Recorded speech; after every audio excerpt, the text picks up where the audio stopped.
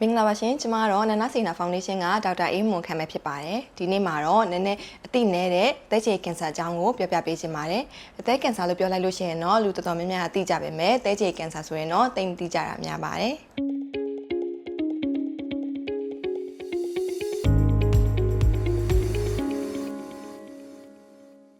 ်ပထမဦးဆုံးအနေနဲ့သဲကြေးဆိုတာဘာလဲဆိုတာကိုပြောပြပေးချင်ပါတယ်။သဲကြေးဆိုတာကတော့အသဲရဲ့အောက်ဖက်နားမှာအိတ်ပုံသဏ္ဍာန်ကပ်နေတတ်တဲ့ကိုရင်းအင်္ဂါတစ်မျိုးပဲဖြစ်ပါတယ်။ဝမ်းမရဲ့အတွင်းဘက်ညာဘက်ချမ်းမှာတည်ရှိပါတယ်။သဲကြေးထဲမှာဆိုလို့ရှိရင်တော့သဲကြေးလို့ခေါ်တဲ့အစာချေတွေကိုသို့လောင်ထားပါတယ်။အစာမစားခင်အချိန်မှာသဲကြေးအိတ်ထဲမှာသဲကြေးတွေကအပြည့်ရှိနေတတ်ပြီးတော့အစာစားပြီးတဲ့အချိန်မှာဆိုလို့ရှိရင်သိမ်းဆည်းထားတဲ့သဲကြေးတွေကထွက်လာတတ်ပါတယ်။အဲဒီသဲကြေးတွေကဆိုလို့ရှိရင်ခန်းတို့စားလိုက်တဲ့အစာတွေထဲမှာပါဝင်တဲ့အဆီတွေကိုခြေဖြတ်ပေးပါတယ်။သဲကြေးကင်ဆာဆိုတာကဘာလဲသဲကြေးကင်ဆာဆိုတာကတော့သဲကြေးအိမ်မှာကင်ဆာဆဲတွေထွက်ပေါ်လာပြီးတော့ဖြစ်တဲ့ကင်ဆာမျိုးစားပဲဖြစ်ပါတယ်သဲကြေးအိမ်ရဲ့အတွင်းမဆုံးနေရန်မှာစပြီးတော့ဖြစ်ပေါ်တတ်ပြီးတော့အပြင်ဘက်နေရန်တွေကိုပြန့်နှံ့တတ်ပါတယ်သဲကြေးကင်ဆာဖြစ်လာပဲဆိုလို့ရှိရင်တော့သဲကြေးကိုခွဲပြီးတော့ဖယ်ထုတ်လိုက်လို့ရပါတယ်စောစောသိပြီးတော့ခွဲထုတ်နိုင်မယ်ဆိုလို့ရှိရင်တော့ကုသမှုရလက်အင်တန်ကောင်းတဲ့ကင်ဆာမျိုးစားပဲဖြစ်ပါတယ်ဒါပေမဲ့ပြဿနာကဘာလဲဆိုတာကတော့သဲကြေးကင်ဆာဖြစ်နေရဲဆိုတာကိုစောစောစီးစီးလက္ခဏာမပြတတ်တာပဲဖြစ်ပါတယ်။ယောဂလက္ခဏာစောစောမပြတဲ့အခါမျိုးမှာဆိုလို့ရှိရင်ကင်ဆာကခြားနေရာတွေကိုပြန့်နှံ့သွားပြီးတော့အဆင့်မြင့်မှသိရပါတော့တယ်။အတိနောက်ကျတဲ့အခါမှာဆိုလို့ရှိရင်တော့ကုသရခက်ခဲသွားပြီပဲဖြစ်ပါတယ်။ဆိုတော့သဲကြေးကင်ဆာကဘယ်လိုတွေမှာဖြစ်တတ်တယ်လဲ။သဲကြေးကင်ဆာကအဖြစ်နေတဲ့ကင်ဆာအမျိုးအစားတစ်ခုဖြစ်ပေမဲ့အောက်မှာဆက်ပြီးတော့ပြမဲ့အချက်တွေနဲ့ဆက်ဆက်မှုရှိနေရဆိုလို့ရှိရင်တော့ပိုပြီးဖြစ်နိုင်ခြေပိုများပါတယ်။အဲ့ဒီအချက်တွေကတော့နံပါတ်1ခေါဆုံးလို့ခေါ်တဲ့သဲကြေးကြောက်တဲ့သဲကြေးအိတ်ထဲမှာရှိနေတဲ့လူတွေနံပါတ်2အသက်ကြီးတဲ့လူတွေအထူးသဖြင့်အသက်80နဲ့အထက်တွေနံပါတ်3အဝလွန်ယောဂရှိတဲ့လူတွေနံပါတ်4မကြာခဏသဲကြေးအိတ်ရောင်တတ်တဲ့လူတွေနံပါတ်5နာတာရှည်သဲကြေးပြွန်ရောင်တတ်တဲ့လူတွေနံပါတ်6ကတော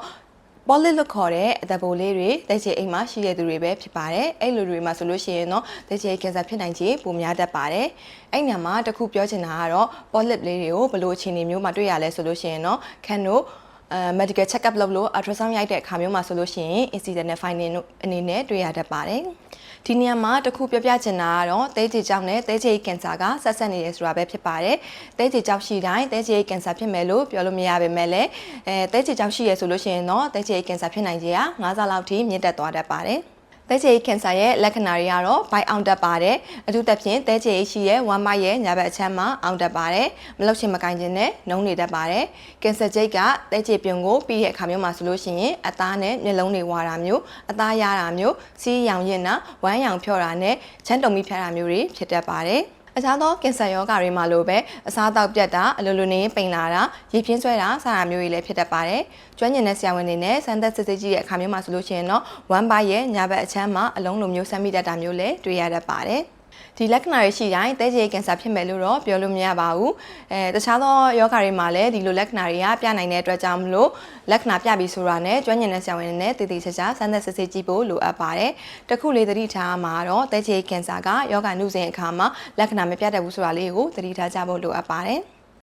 ်သဲကြေးကင်ဆာကိုဘယ်လိုစမ်းသပ်စစ်ဆေးကြည့်လို့ရမလဲသဲကြေးကင်ဆာကိုအတည်ပြုစစ်ဆေးဖို့ဆိုလို့ရှိရင်တော့သွေးစစ်တာဝမ်းဘိုက်ကို ultrasound ရိုက်တာနဲ့ CT လို့ခေါ်တဲ့ကွန်ပျူတာဓာတ်မှန်တွေရိုက်ကြည့်လို့ရပါတယ်တခါတလေမှာသဲကြေးကြောက်ရှိလို့သဲကြေးအိတ်ကိုခွဲထုတ်ပြီးတဲ့အခါမျိုးမှာလည်းအသားစာမှာသဲကြေးကင်ဆာဖြစ်နေရမျိုးတွေလည်းတွေ့ရတတ်ပါတယ်သဲကြေးကင်ဆာကိုဘယ်လိုကုသလို့ရမလဲသဲကြေးကင်ဆာကိုကုသဖို့ဆိုလို့ရှိရင်တော့သဲကြေးကိုခွဲပြီးတော့ဖယ်ထုတ်လိုက်တာကအကောင်းဆုံးနည်းလမ်းပဲဖြစ်ပါတယ်သဲကြေးမရှိတော့လို့ခန္ဓာကိုယ်မှာကြီးကြီးမားမားထိခိုက်သွားတာမျိုးမရှိပါဘူးသဲကြေးဆိုတာကသဲကြေးရည်တွေကိုတင်စီပေးထားတဲ့အိတ်လေးတိတ်ပဲဖြစ်တဲ့အတွက်ကြောင့်မလို့သဲကြေးမရှိတော့လို့ရှိရင်လည်းသဲကြေးရည်ကဆက်ပြီးတော့ထွက်နေမှာပဲဖြစ်ပါတယ်ဒါပေမဲ့သဲကြေးမရှိရတဲ့အခါမှာဆိုလို့ရှိရင်တော့အစာချေဖြတ်ခြင်းလုပ်ငန်းမှာအနည်းငယ်အားနည်းဝနိုင်တဲ့အတွက်ကြောင့်မလို့ခန်းတို့စားလိုက်တဲ့အစားအစာတွေထဲမှာအစီစိတ်တွေကိုလျှော့စားပေးဖို့လိုအပ်ပါတယ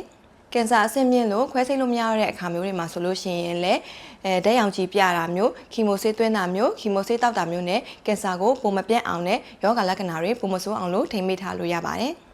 ကဲဒီတော့ဆိုလို့ရှိရင်တော့အဖြစ်နေပေမဲ့သတိထားရမယ်သဲကြေးကင်ဆာအကြောင်းကိုတော်တော်လေးသိသွားကြပြီလို့ထင်ပါတယ်နောက်ထပ်ဗီဒီယိုလေးမှာပြန်လည်ဆုံတွေ့ကြပါစို့နော်အနန္တစေနာဖောင်ဒေးရှင်းရဲ့ကျန်းမာရေးပညာပေးအစီအစဉ်တွေကိုအနန္တစေနာဖောင်ဒေးရှင်း Facebook page မှာ like and follow လုပ်ပြီးတော့ကြည့်ရှုနိုင်တယ်လို့အနန္တစေနာဖောင်ဒေးရှင်း YouTube TikTok channel တွေမှာလည်း like and subscribe လုပ်ပြီးတော့စောင့်မျှော်ကြည့်ရှုအားပေးနိုင်ပါတယ်ရှင်